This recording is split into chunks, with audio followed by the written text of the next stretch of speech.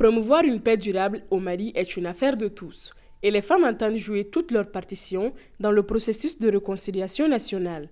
C'est ainsi que ce 18 septembre 2025, le siège du Conseil régional de la jeunesse a servi de cadre pour le vivier d'expertise féminin pour le développement, la prévention et la gestion des conflits, d'échanger sur la participation des femmes dans le processus de paix.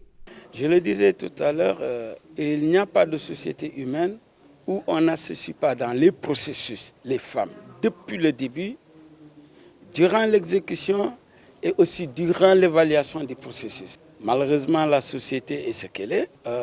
Sur plusieurs niveaux, il y a des hommes qui ont beaucoup de pouvoir et ce genre d'activité où on fait une spécificité de l'importance de la participation de la femme.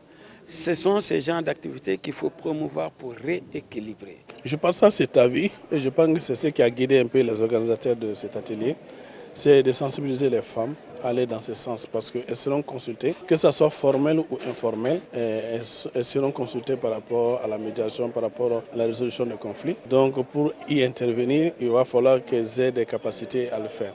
Tradition et culture, le Sinankuya reste des moyens favorisant le vivre ensemble.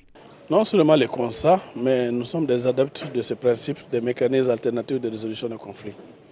Parce que nous sommes partis du constat qu'il ne s'agit pas de trancher entre deux entités ou deux personnes. Il s'agit de faire en sorte que ces deux entités qui ne se sont pas comprises à un moment donné puissent continuer à vivre ensemble sans que cela ne perturbe un peu leur équilibre.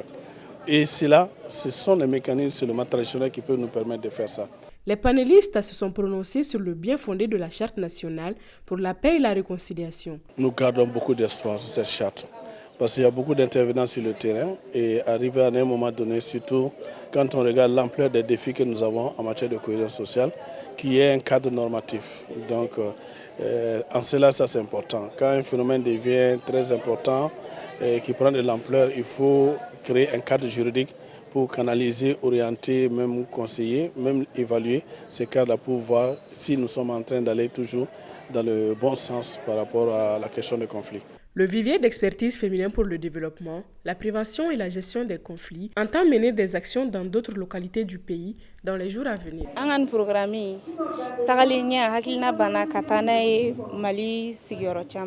Dans ce programme, nous envisageons de mener des actions dans d'autres localités du pays, les zones reculées comme les zones où l'on ne parle pas français, afin de capitaliser l'apport des femmes dans le processus de paix. J'en appelle à l'engagement des femmes, car elles constituent le socle du vivre ensemble. Une chose est sûre, la femme est au début, au milieu et à la fin de tout processus de réconciliation nationale.